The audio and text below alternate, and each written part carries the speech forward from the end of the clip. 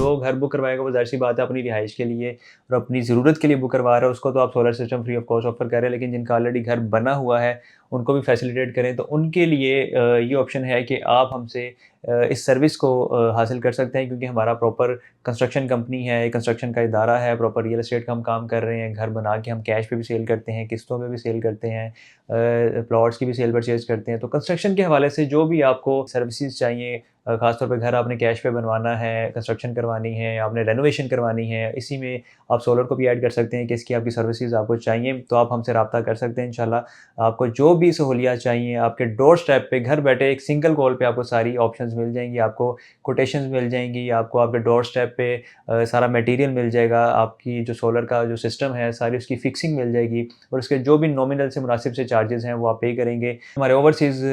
Pakistani overseas clients हैं, जो कि यहाँ पे मौजूद नहीं, अपनी निगरानी में सारा कुछ नहीं करवा सकते, लेकिन एक इदारे के अंडर रह के वो अपनी मुकम्मल सर्विस फ्री ऑफ कॉस्ट हासिल कर सकते हैं। इसके साथ ही मुझे इजाज़त दें, अपना बहुत सारा ख्याल रखिएगा, दुआओं में याद रखें। अल्लाह हाफ़िज़।